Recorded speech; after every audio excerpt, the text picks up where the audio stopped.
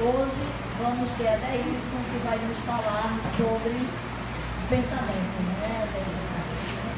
Pensamento e vida. Um tema muito bom para que a gente reflita. Como sempre, ele está trazendo um tema que a gente não só escuta aqui, a gente leva para casa. E quando chega em casa, a gente começa a esmiuçar aquilo que foi escutado. Porque é assim que se processa toda modificação, todo pensamento, toda alteração comportamental.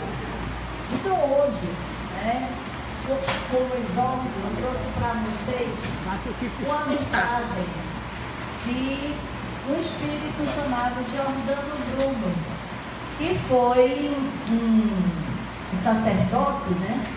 Sábio, escrevia coisas assim muito fantásticas. E ele traz, no livro Convivência, ele traz o tema, convivência consigo mesmo. Gente, como é difícil a gente conviver com nós mesmos. Quantas dificuldades nós temos de lidar com a nossa pessoa. Então, ele traz a seguinte orientação.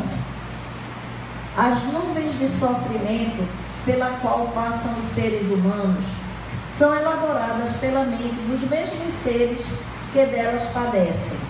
Outras vezes, eles as atraem, como o doce atrai as abelhas, e a luz fica evidente para as mariposas. Essa capacidade de atrair ou elaborar o sofrimento está diretamente ligada à ignorância que o ser humano tem de si mesmo.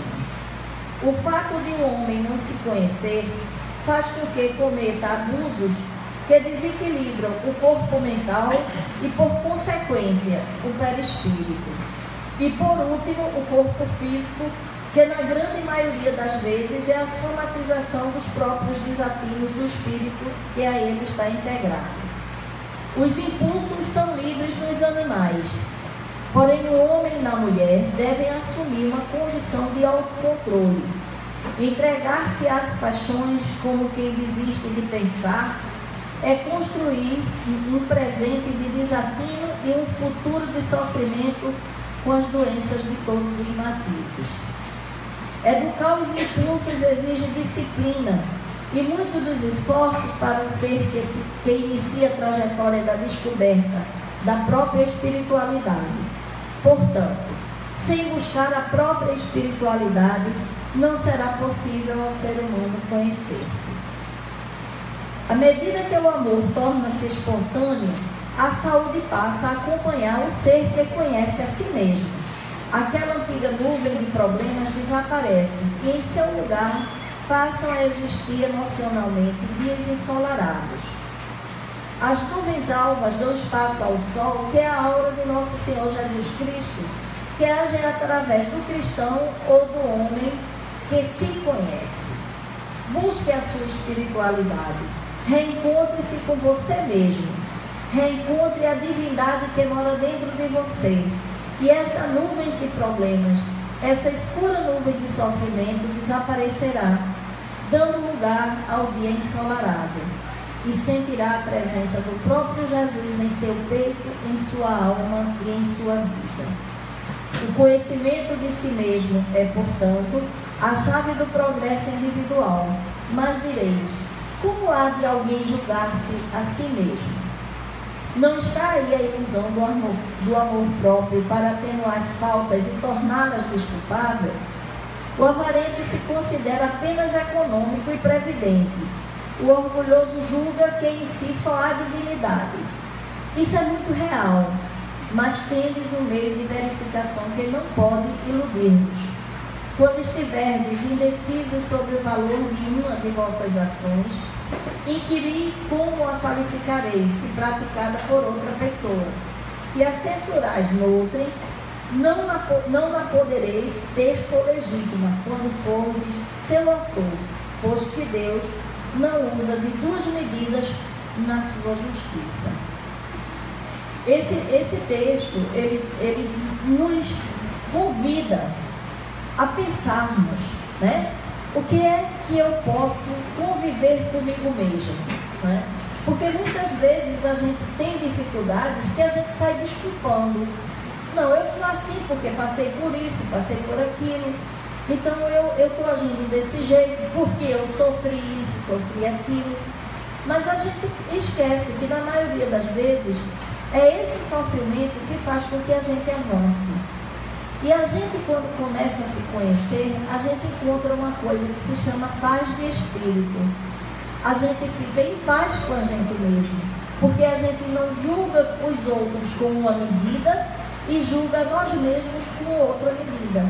Então, se nós podemos julgar o outro, por que não a nós também? Então, foi muito interessante, porque esse tema de hoje, de conhecer-se, vai Adeilson complementar de uma forma muito lógica.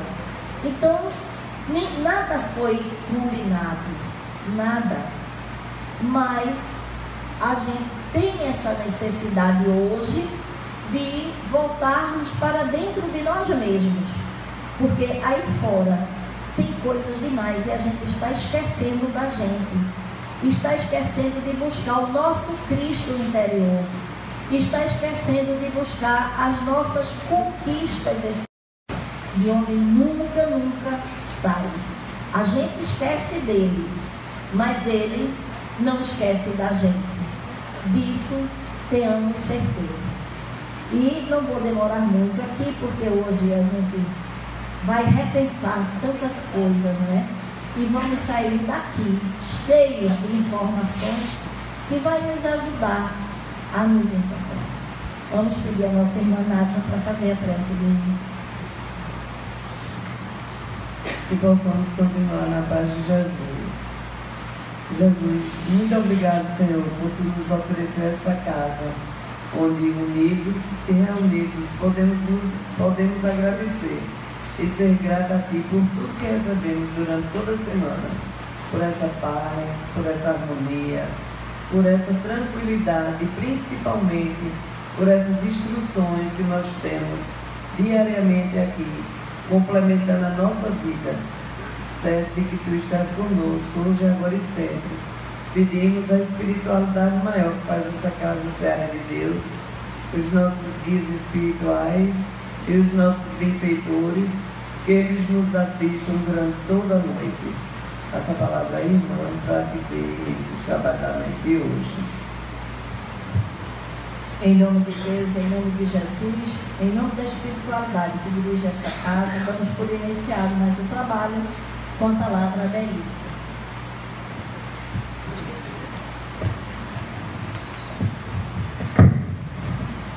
Boa noite a todos. Boa noite. Muita paz.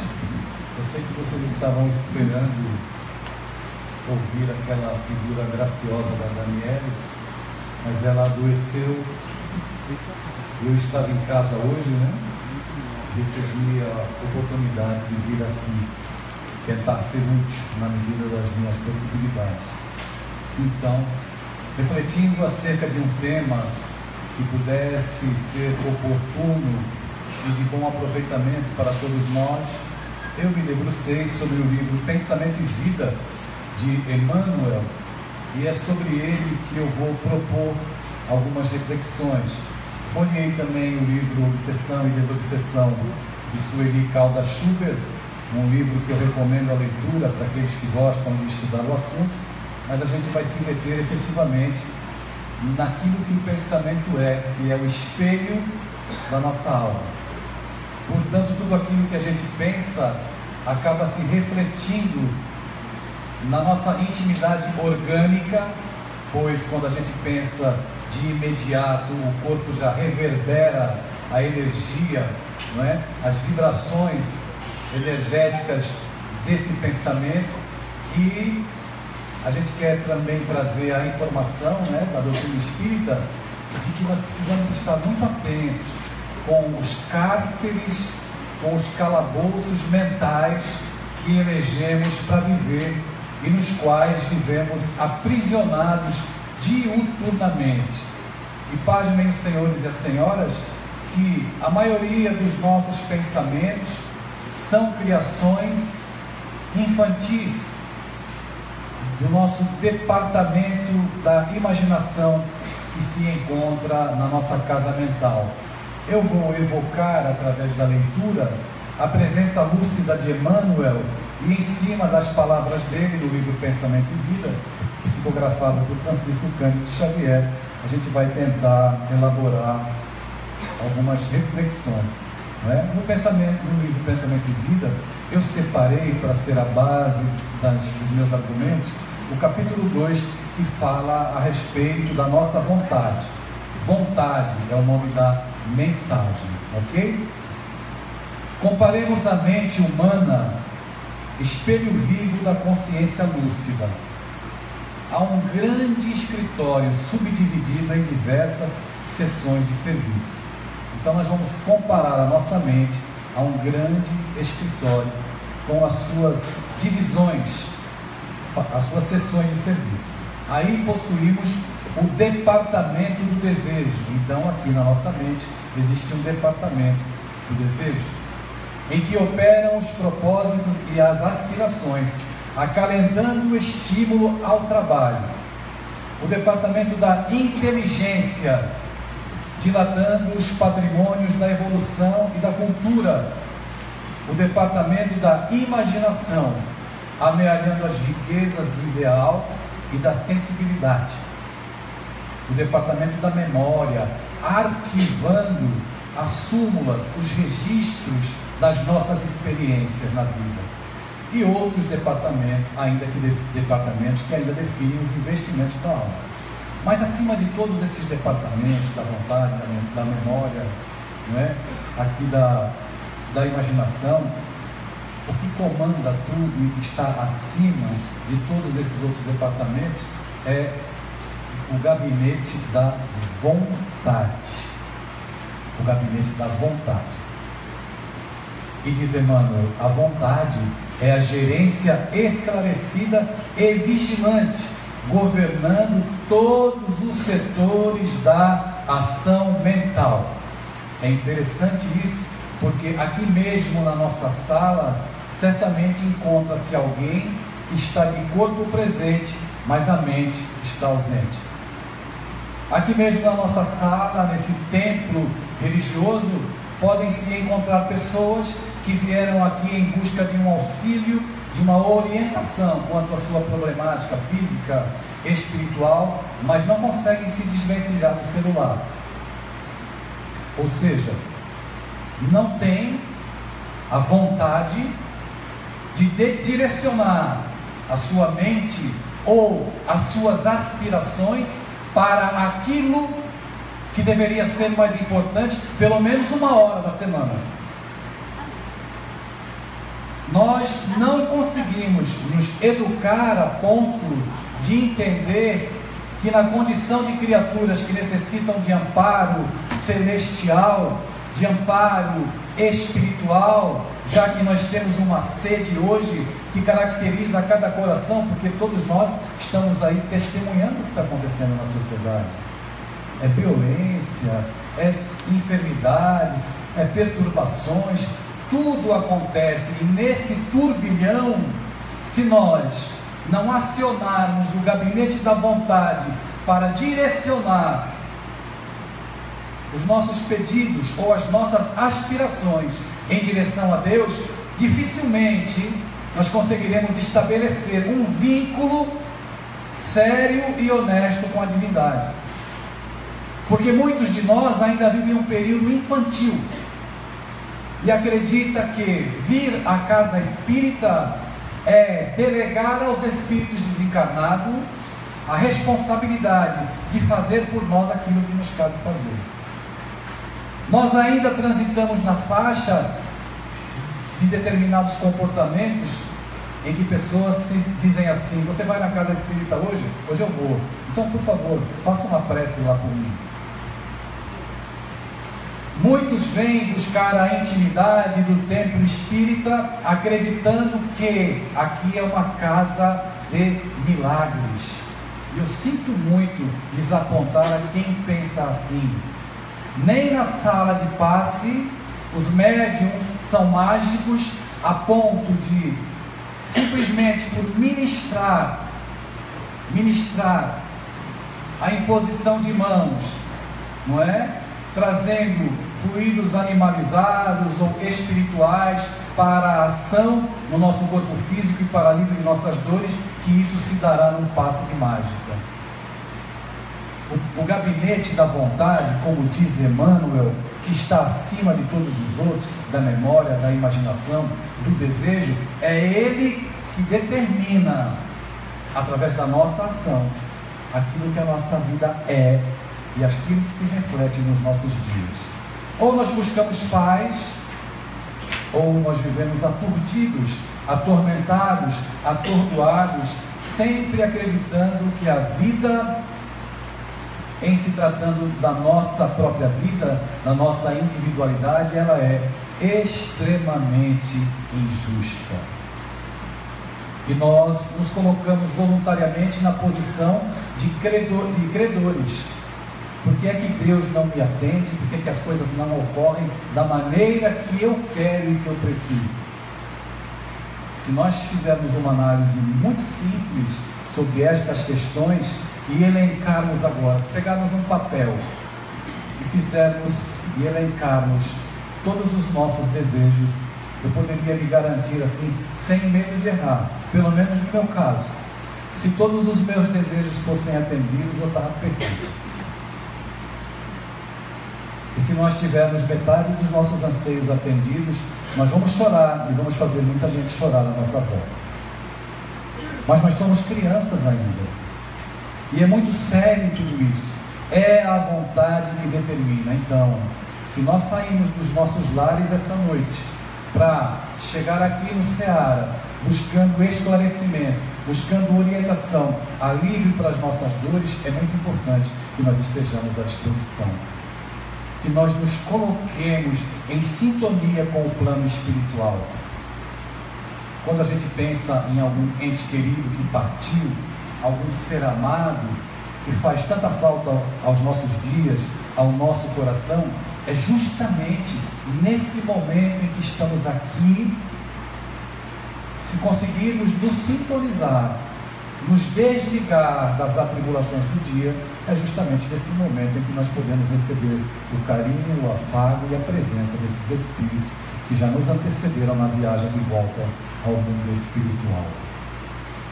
É importante registrar que pensou, sentiu, reverberou em torno de nós as energias que caracterizam os nossos desejos e os nossos anseios. E é muito interessante que o espírita, ou o aprendiz, ou o simpatizante, elegeu, como se elege na Igreja Católica o demônio, o diabo, e outras denominações religiosas elegem o inimigo, o Satanás, como objeto para suas dores. O Espiritismo vem nos convidar a assumir a responsabilidade sobre a nossa vida, para dizer que nós nos encontramos com o inimigo todas as vezes que nos colocamos diante do espelho.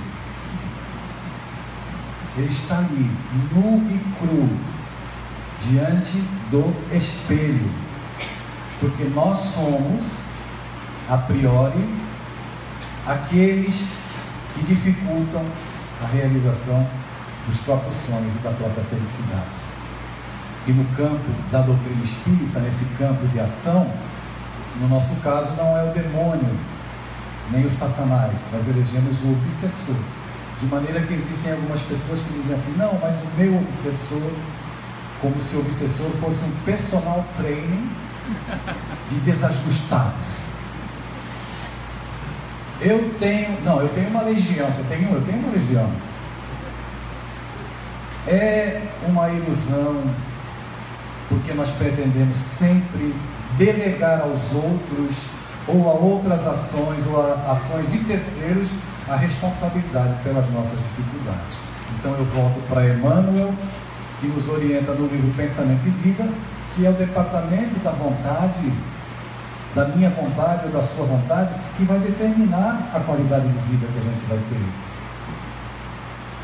Que vai determinar, pelo pensamento que eu elaboro, que eu emito, E é claro que falando aqui na frente dos senhores e das senhoras, ninguém avalia aquilo que se passa no meu psiquismo, não é? Porque eu não demonstro na minha expressão fisionômica se eu estou atormentado ou se eu estou feliz.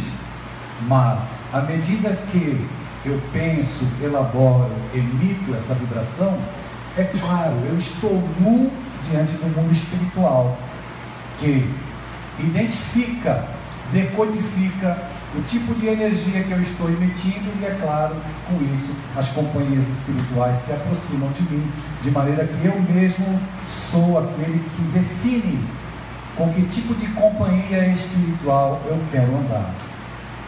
E nós poderíamos até criar um RG para identificar. Diga-me o que pensas, que eu te direi com que tipo de espírito tu andas.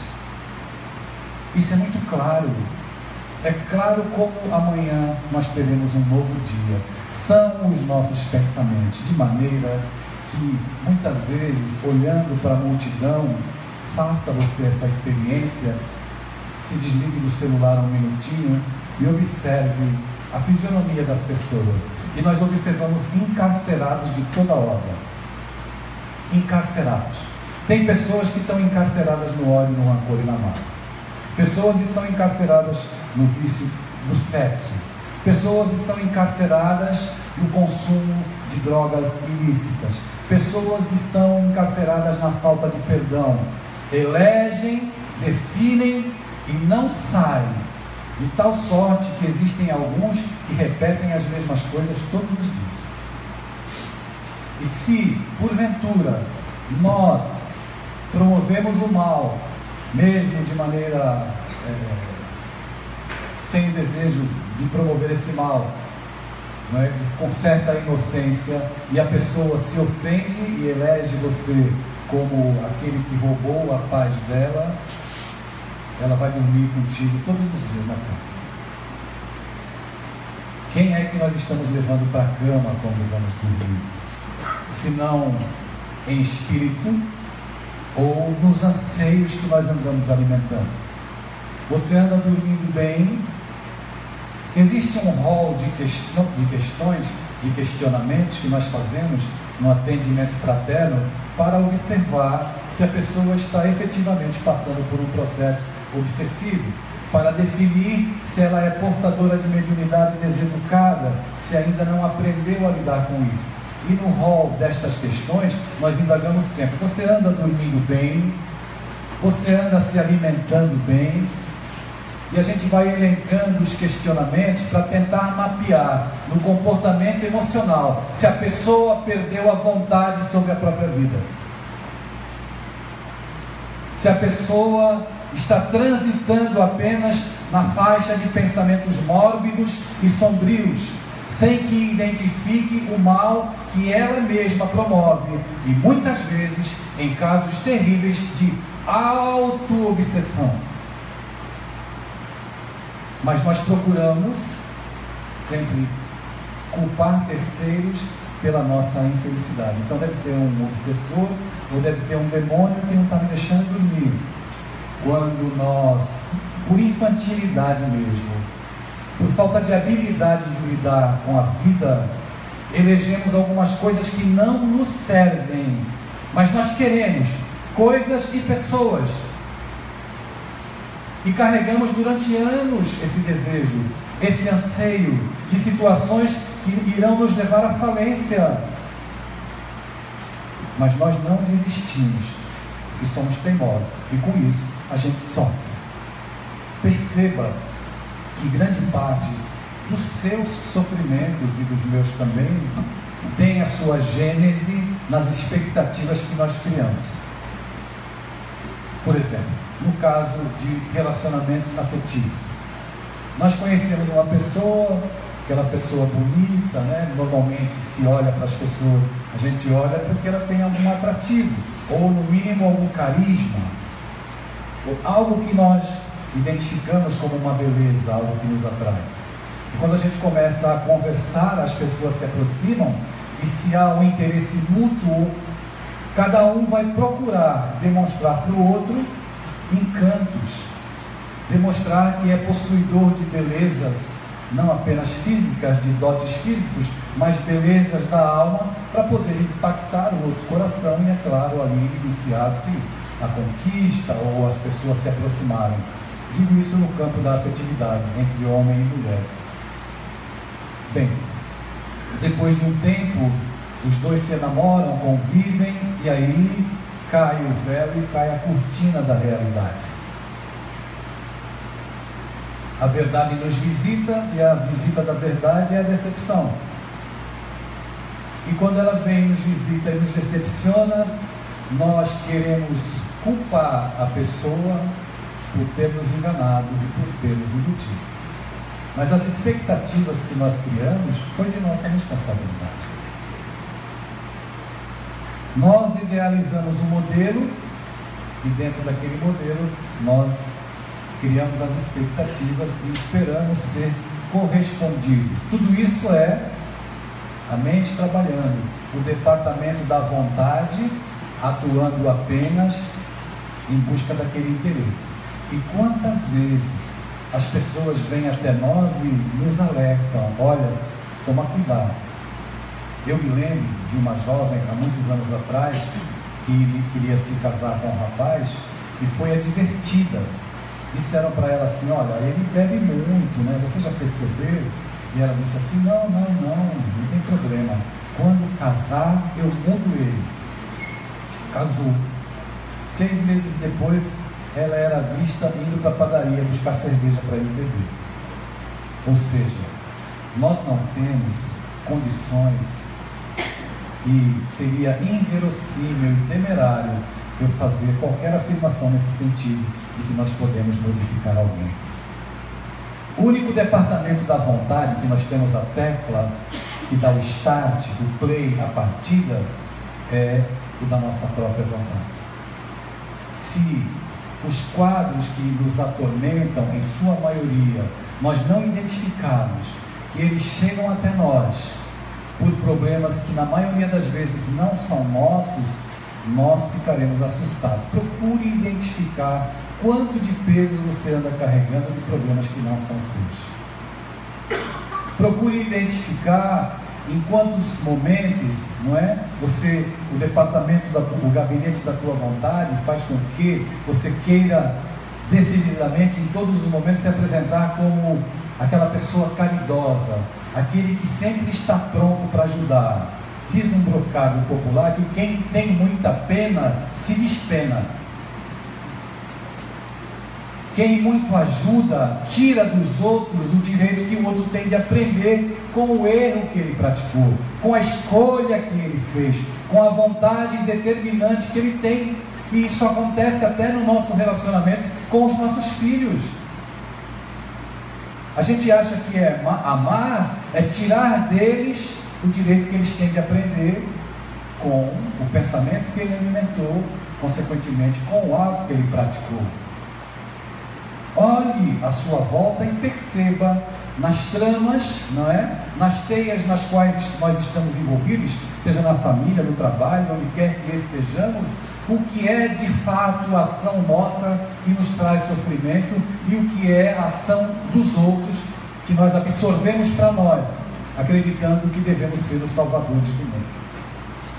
E como aqui na Terra nós estamos numa escola, num hospital, num sanatório, seja lá como você queira adjetivar esse planeta, não tem ninguém são aqui. Todos nós temos necessidades. E quando a gente se debruça sobre o estudo para falar sobre o pensamento e principalmente sobre a vontade, como orienta Emmanuel, a gente precisa entender o seguinte: pessoal, eu sinto muito, mas cada um tem que fazer a sua parte. A Casa Espírita ajuda, acolhe, tem passe, tem atendimento fraterno, tem estudo na segunda-feira, mas a gente tem que fazer a nossa parte. É mister que façamos a nossa parte. Não tem milagres. É a nossa vontade que vai determinar. Então, a partir do momento em que eu sei que todos os meus pensamentos coléricos, todo ódio que eu acalento contra terceiros é uma bomba relógio que eu deflagro dentro da minha organização física. É bom tomar cuidado, é bom estar atento com aquela dor de cabecinha que vai sinalizando de vez em quando ela vem. Faz um levantamento se antes da dor de cabeça o pensamento não é recorrente sobre o mesmo assunto. Faz um levantamento se no momento em que a dor de cabeça chega, ou a azia, ou a gastrite nervosa, se ela não foi deflagrada porque houve uma discussão com alguém, não é, do nosso círculo afetuoso ou não, e a situação não é recorrente. É importante que a gente possa estar atento. Se nós voltarmos os nossos olhos para o Evangelho, para algumas passagens em que as pessoas eram curadas, ajudadas, liberadas de processos de obsessão terríveis, até mesmo de subjugação, Jesus sempre fazia a mesma colocação, simplória, mas com uma profundidade impressionante: a sua fé te curou. Agora vá e não penses mais do mesmo jeito. Ou agora vai e não peques mais. Não pense mais da mesma forma, porque à medida que a gente acolhe aquele pensamento, o departamento da imaginação, que também está aqui na nossa mente, claro que ele está subjugado ao departamento da vontade, mas o departamento da imaginação, ele cria fantasmas, monstros e demônios que passam a habitar a intimidade da nossa alma. Quantas pessoas, não precisa responder, mas pense junto comigo, nós já não julgamos, afastamos do nosso convívio, porque nós acreditamos que elas estivessem agindo de maneira diferente. A gente cria o inferno e depois vai viver nele. O pré-julgamento, a suposição. Existem pessoas que só fazem suposições, e infelizmente sempre as piores. Só conseguem pensar o mal dos outros, só orbitam nessa instância, não conseguem se liberar, e aí a enfermidade vem.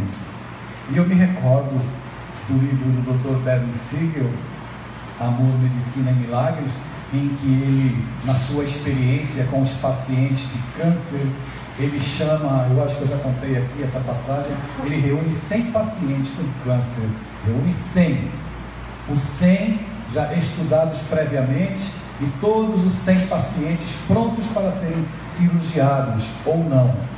Ele diz aos pacientes: todos aqui já fizeram exame, os casos aqui já foram estudados, e eu quero apresentar para os senhores e as senhoras duas possibilidades de tratamento para combater o câncer.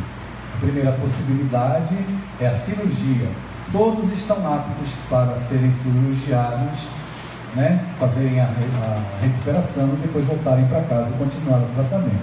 E a outra proposta terapêutica que eu vos faço é o tratamento psicológico. Mas que tratamento é esse? O tratamento psicológico é a mudança de comportamento. E daqueles 100 pacientes, 80 optaram pela cirurgia, porque as pessoas querem ser curadas, mas elas não querem curar-se. Conserta a minha vida para mim, faz uma prece para mim, vai lá no centro tomar passe para mim, faz um tratamento espiritual por mim. Eu não vou lá, tenho medo de espírito. Então, mover os nossos esforços, ou seja, o que o Dr. Bernie Siegel queria dizer é que desses 80 que preferiram optar pela cirurgia, eles não queriam mudar, transformar a sua vontade numa vontade operante, participativa na própria recuperação, na reconstrução da própria vida.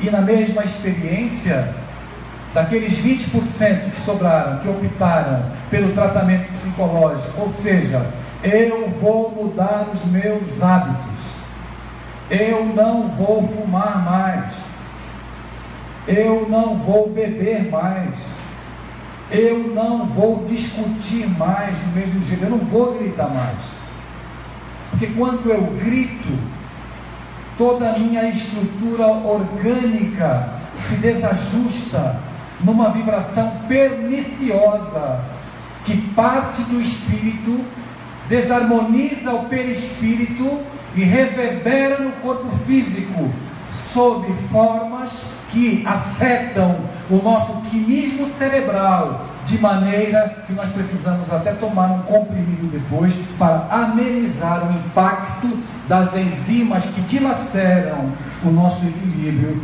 propondo e trazendo a dor de cabeça para o meu corpo.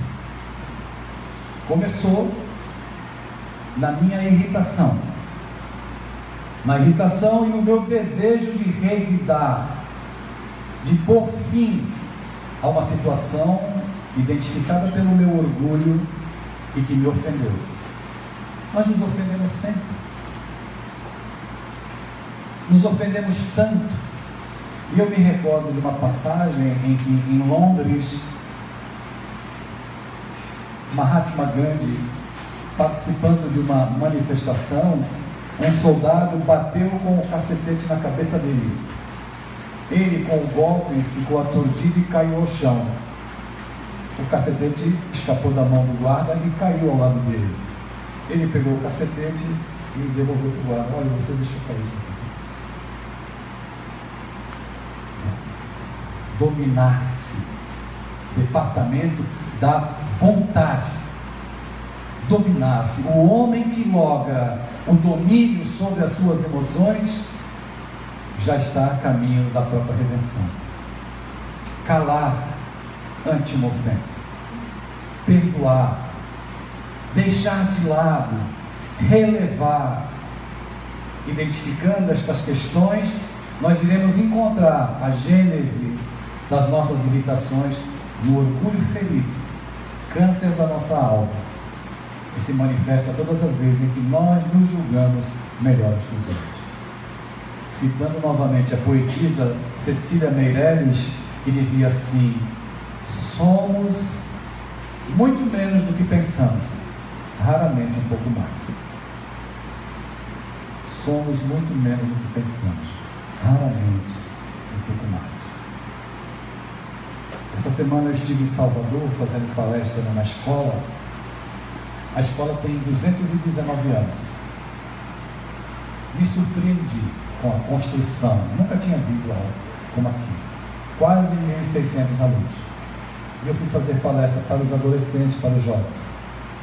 E me chamou muito a atenção uma escola de 219 anos, e me disseram que aquela escola, na verdade, primeiramente surgiu como um orfanato. Orfanato onde eram depositados os filhos e as filhas dos escravos que eram abusadas pelos senhores das fazendas. Então, como eles não tinham aonde enfiar aquelas crianças, eles não podiam levar para casa, eles criaram esse orfanato, que primeiramente a escola teve essa origem. Hoje é uma escola belíssima, que faz um trabalho maravilhoso. Ou seja, o poder do homem, a ação humana, a vaidade gerando desgraças e tragédias. Cada um de nós aqui carrega a sua cruz, tendo o pensamento, o departamento da vontade fragilizado.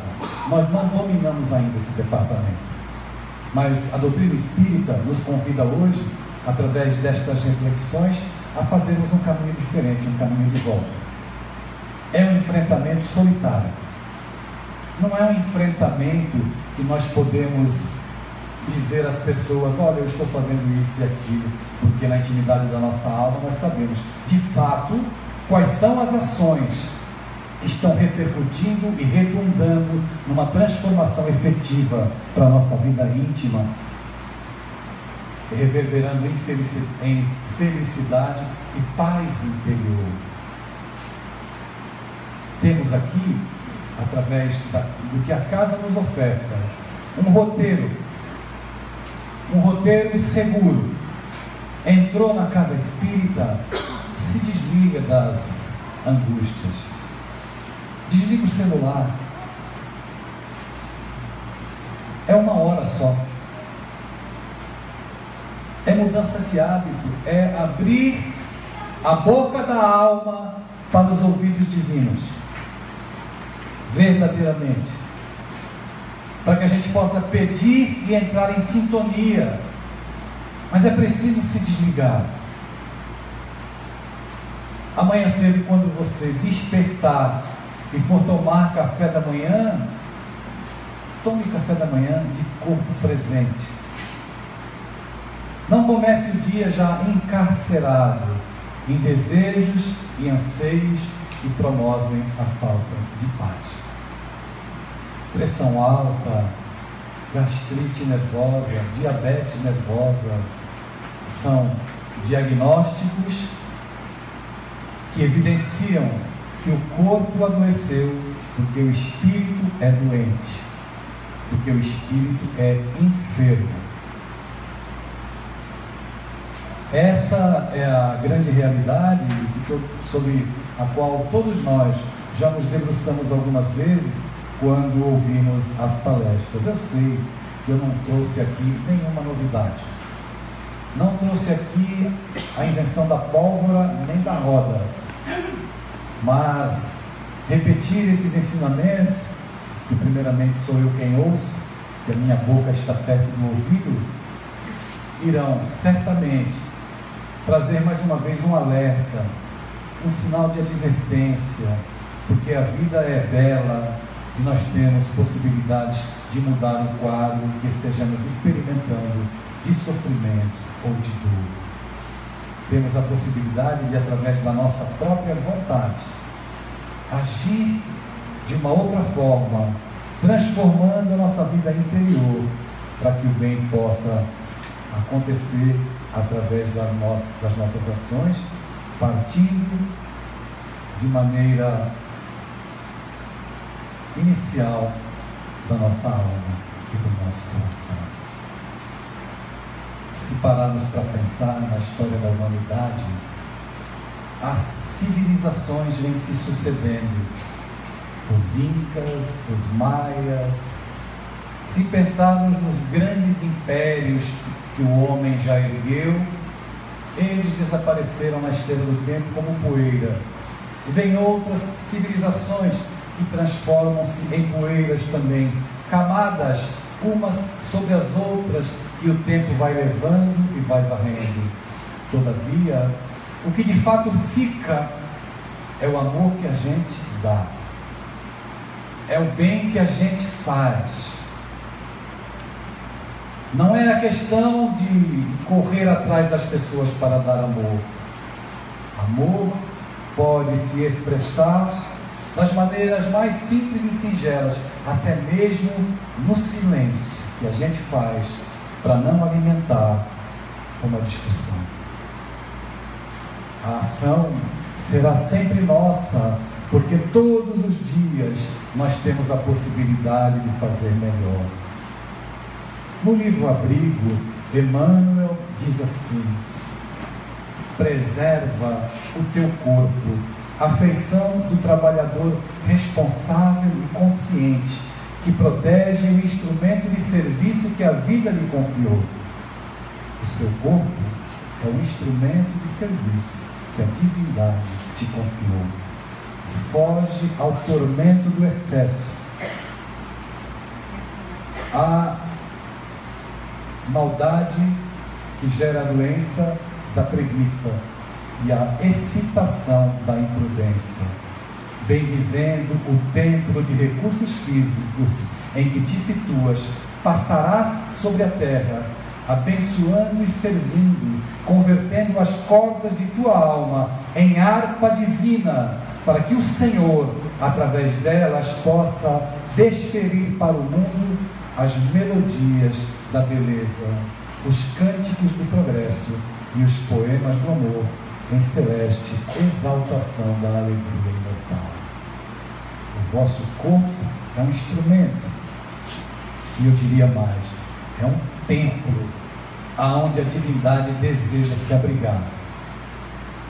Mas a divindade só se abrigará dentro de nós, ou se manifestará através de nós, quando nós conseguirmos ensaiar os primeiros passos no autodomínio, no autocontrole, para que o departamento da vontade direcione a nossa vida efetivamente, para que possamos buscar a redenção. Alguém pode dizer para mim, ou pensar entre tantos irmãos que se encontram aqui essa noite: mas Adeilson, eu já fiz tanta coisa errada, eu errei demais. Qual é o problema? Não importa. O que importa é o que vai se fazer da vida daqui para frente. Mas a vida já fez isso comigo. Não importa. O que importa é o que você vai fazer com o que a vida fez com você. Não existe desculpa. Não existe terceirização evolutiva. Eu não posso terceirizar para a Rita a responsabilidade sobre o meu próprio progresso. O meu próprio progresso se evidenciará pelo meu esforço, pela minha autotransformação. Como é que se conhece um cristão? O Cristo afirmava que conhecereis os meus discípulos por muitos amarem. Como é que se conhece o verdadeiro espírita? Se conhece o verdadeiro espírita pelo esforço que ele faz para dominar as suas más tendências. Más tendências, todos nós as temos. Dominá-las é que é a dificuldade. E para dominar as más tendências, a gente aciona o departamento da vontade. Porque somos nós que comandamos ele. Pensamento é vida. Pensar é refletir na psicosfera, onde quer que estejamos, as energias que nos caracterizam. É anunciar quem somos, e em anunciando quem somos, os espíritos que se identificam com as mesmas vibrações e com os mesmos anseios se acompliciarão as nossas iniciativas. Então, tenhamos clareza sobre tudo isso, para que a gente possa direcionar a nossa vida num caminho muito, mas muito mais feliz. São situações que são determinadas pela nossa vontade. E por falar em vontade, eu lembrei da música, né? E por falar, eu não vou cantar, que vai virar reunião de desobsessão. Por falar em vontade, eu lembrei do centurião romano. O centurião, muito afetuoso com o seu servo, observando que ele adoecia e ouvindo falar de Jesus que curava, decidiu procurar pelo mestre, e o departamento da vontade do centurião fez com que ele saísse da sua posição. Porque um centurião, o nome já diz, tinha vários soldados à sua disposição. Ele podia dizer assim: soldado, vai lá, chama esse tal de Jesus para vir aqui cuidar do meu servo. Ele podia pedir para um soldado, para 2, para 10, para 20. Não, ele preferiu acionar o departamento da vontade e disse a si mesmo: eu vou até Jesus, porque eu amo esse servo, ele é muito importante.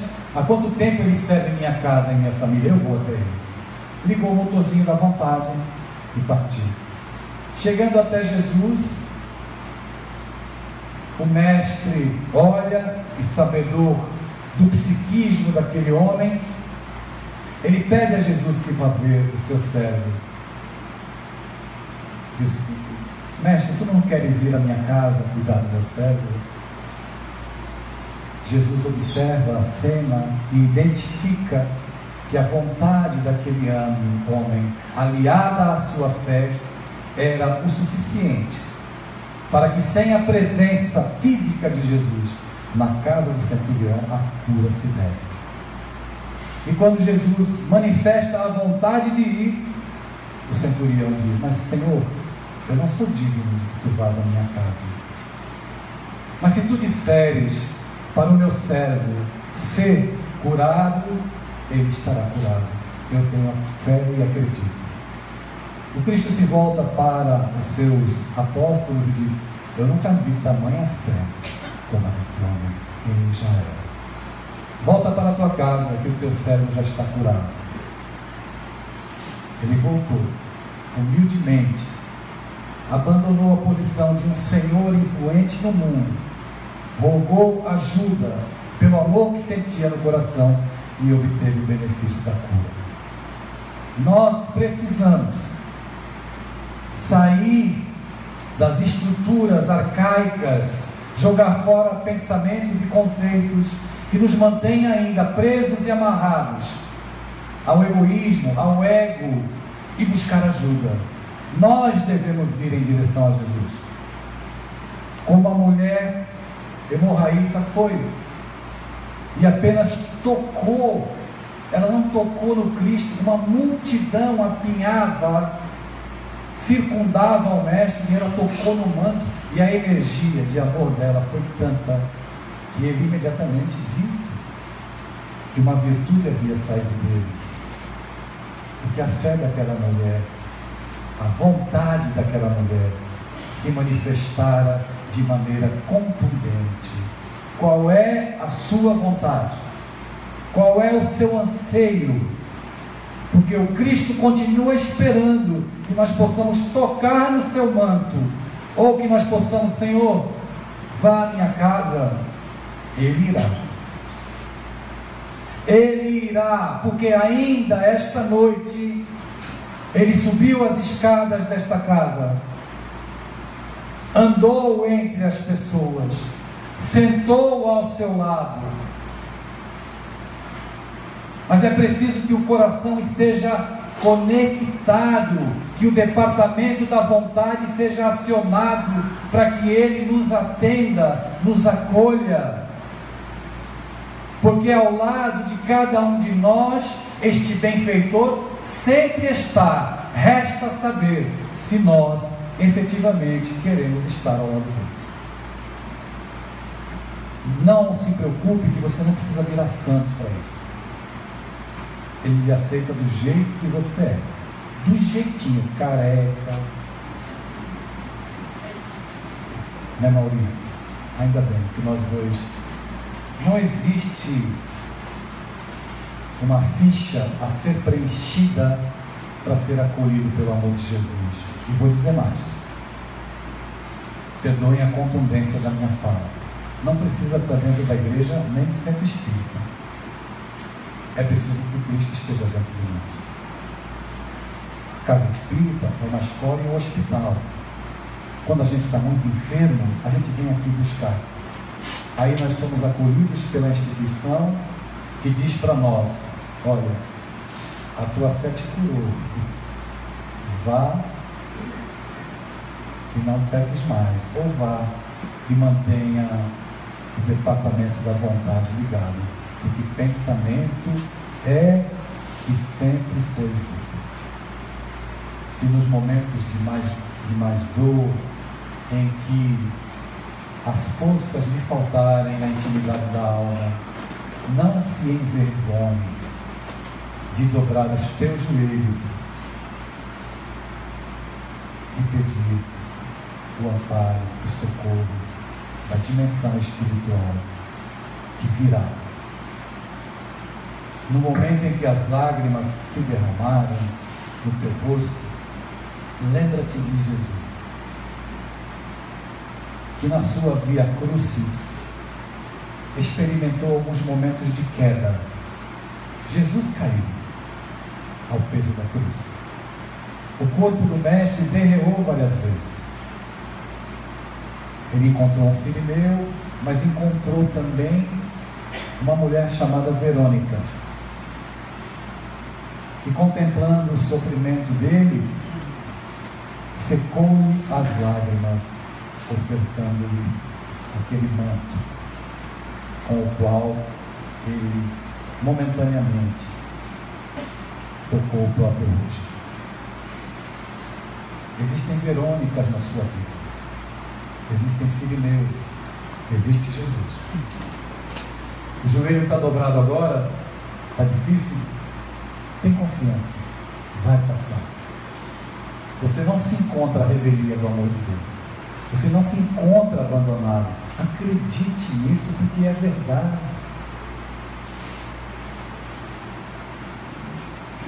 A vida tem sido cruel, mantenha firme, erga a tua cabeça, mantenha a sua fé firme, que vai passar. No momento da prece, erga simbolicamente os teus olhos para o céu, não detenha o teu olhar no chão, e diga a Ele: ó amado Senhor, Tu que passas os séculos do tempo humano apacentando as ovelhas, apacenta também o nosso coração, apacenta essas dores que flagelam as nossas almas, que nos fazem perder o caminho e o rumo. Sabemos que devemos nos aproximar de Ti, amado Senhor, mas ainda somos tão pequeninos, tão frágeis, mas confiamos na Tua promessa de que nenhuma das ovelhas que o Pai Te confiou vai se perder. Hoje aqui, nesse aprisco que é essa instituição, nós queremos nos render como ovelhas que querem voltar para o rebanho, serem acolhidas pelo Teu amor, para que Tu possas pastorear o nosso caminho na direção da vida maior e do bem maior. Fortalece os nossos propósitos no bem, fortalece principalmente, Senhor, os laços amorosos e às vezes de prova dura no próprio ambiente familiar, onde tantas vezes sucumbimos, fracassamos e nos revoltamos. Aproxima-nos definitivamente desses corações amados, para que juntos possamos acionar o departamento da vontade e, acionando essa vontade, possamos caminhar na Tua direção. Compassivo Jesus, estende o Teu olhar sobre nós, Mestre compassivo das nossas almas. Tu disseste que onde houvesse 2 ou mais pessoas reunidas em Teu nome, que Tu estarias presente. É nessa certeza que nós Te agradecemos, dizendo assim: Pai nosso que estás nos céus, na luz dos sóis do infinito, Pai de todos os aflitos deste mundo de escarcelos, estenda, Senhor, a Tua mão sobre os nossos corações e nos leve em paz para os nossos lares, hoje e sempre. Assim seja.